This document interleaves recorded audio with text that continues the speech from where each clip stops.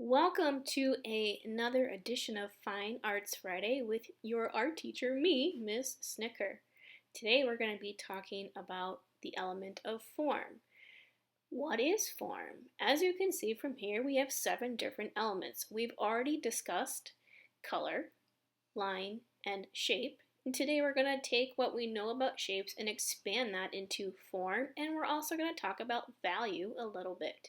Form is an object that is three-dimensional, has length, width, and height. So a form might be an actual 3D thing or appear to be 3D, and that's what we are going to be doing. Let's grab some materials and get started.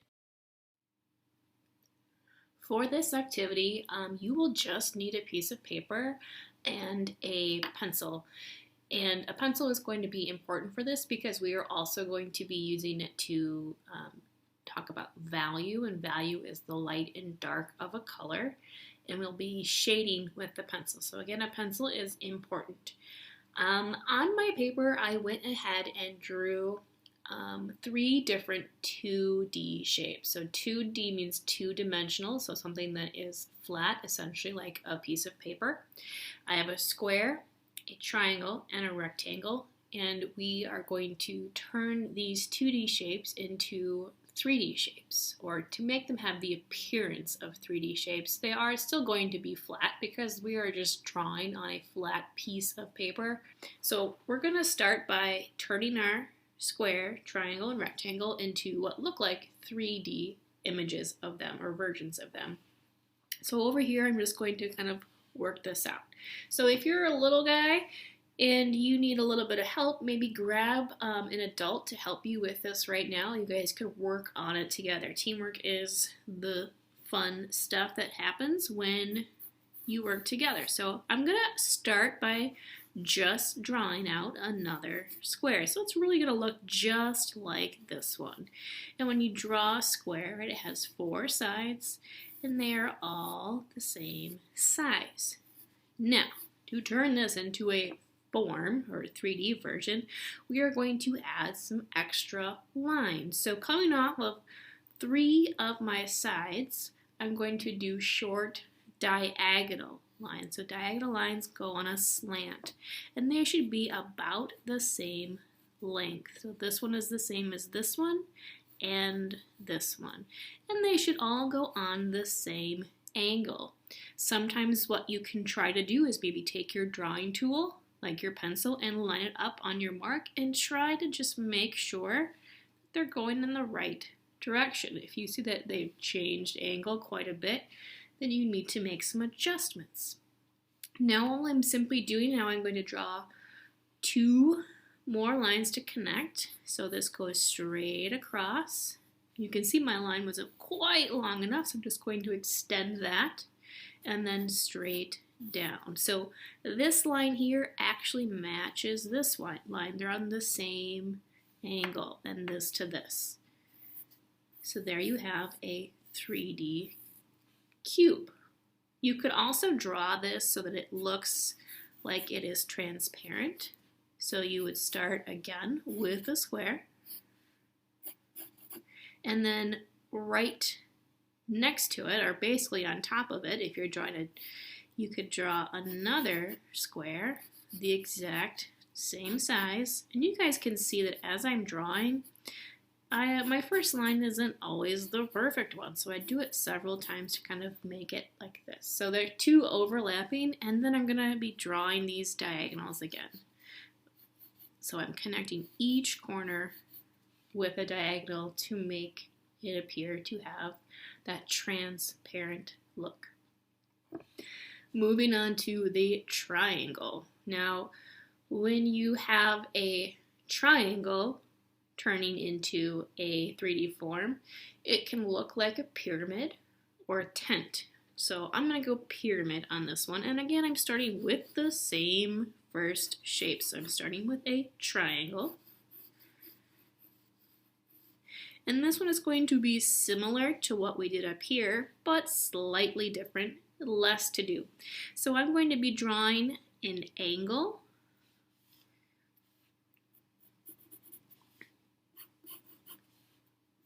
So it's almost like a triangle on top of a triangle. If you wanted to do a tent, so you would start with another triangle, and you would kind of go more like this, where you're going off of 2 of your points instead of just 1 and going straight back, and then it would match, this one over here would match this one. So again, you could try to line that up to make sure that it is the right angle. So there you have 2 different versions of a triangle turned into a 3D form.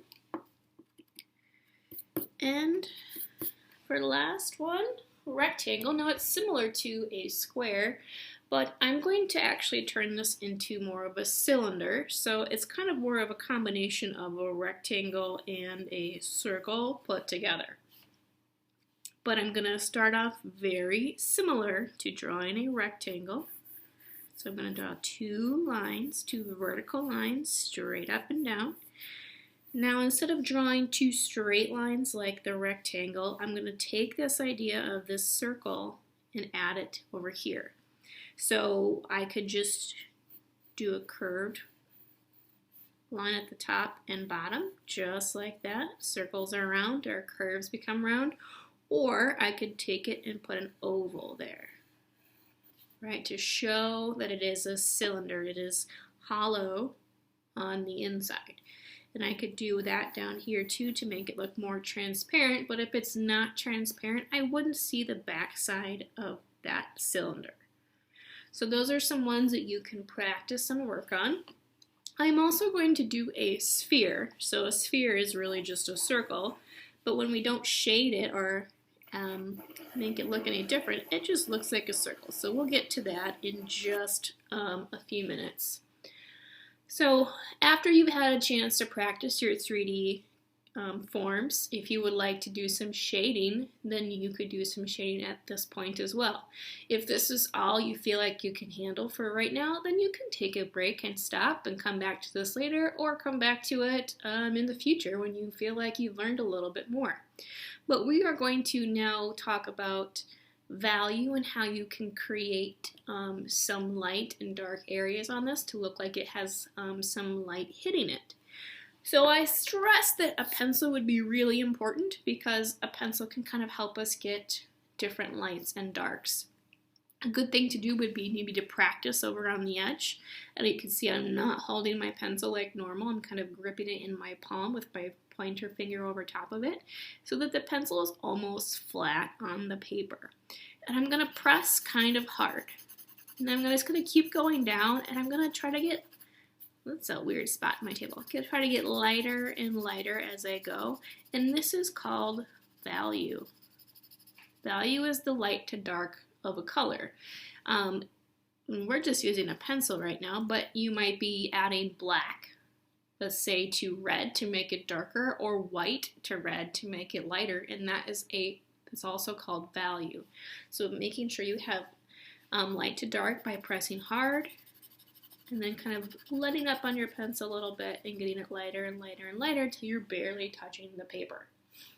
So we're going to use some of these ideas over here. Now, as you add the light and dark, you have to think about where is the light coming from. So let's say over here, here is where our light is coming from.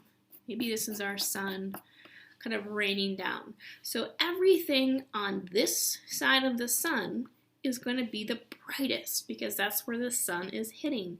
And everything that is the farthest away from the sun will be the darkest. So we have to be thinking about those things as we add some shading to this to kind of make it look more accurate. So again, here we go. I'm probably going to leave this mostly white, and here's going to be my darkest spot and kind of medium. So I'm going to take my pencil, and again, it's laying pretty flat to the paper, and I'm going to shade this in so it is pretty dark.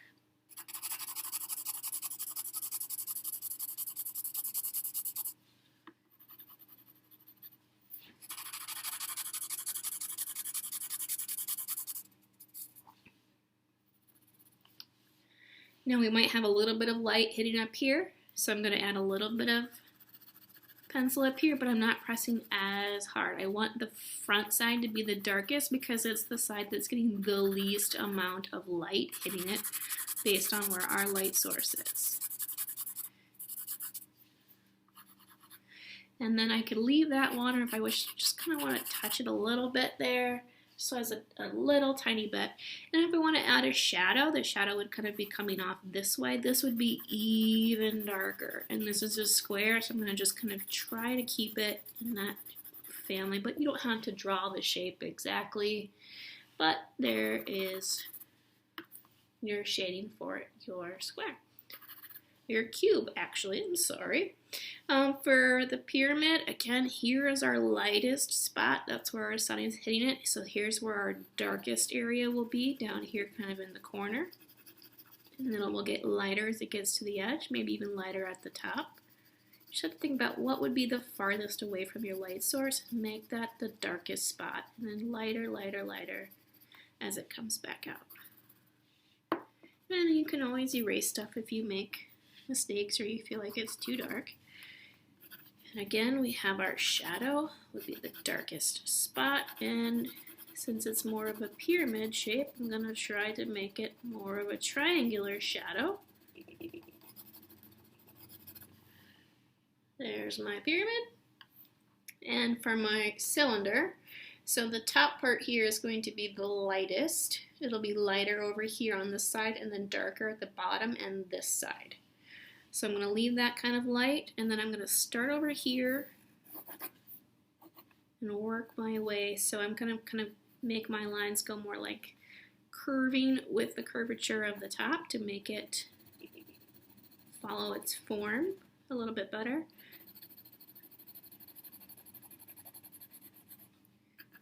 Then I'm going to start getting lighter and lighter as I come out.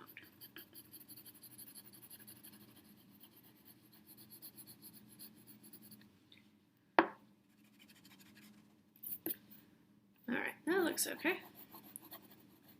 Again, oops, and then a shadow. So it's going to be long and skinny.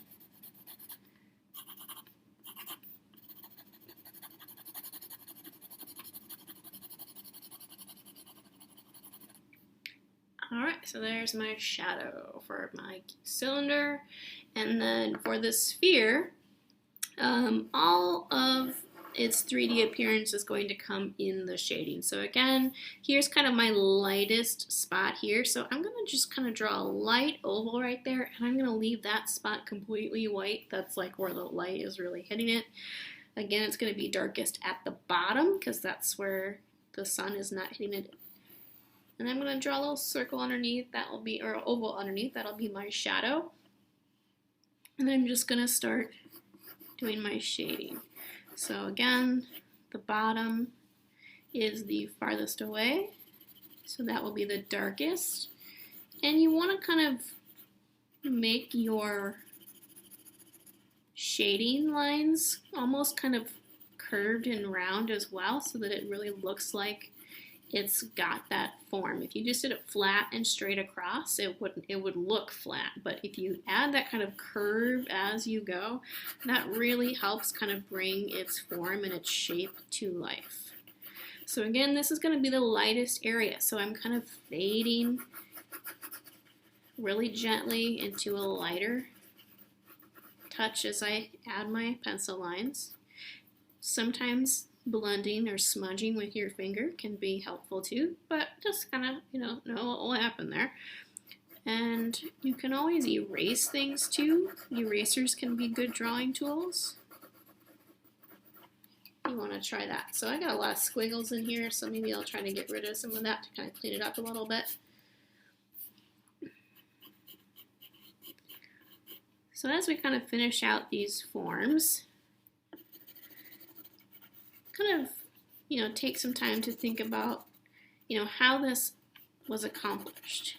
Just a matter of simple lines that formed into shapes, that overlapped each other, that then formed into 3D forms. So our first week we started with those very basic things, right? Those lines that we turned into shapes, and now we're kind of just progressing further and further as we learn our skills. So this will be a great thing to just kind of keep practicing and building on, so that as you get better and better and better, you can feel more confident with your skills. When you are all done, please take a picture of your drawings and upload it to Artsonia under virtual learning forms. Can't wait to see what you guys have done. As always, stay safe.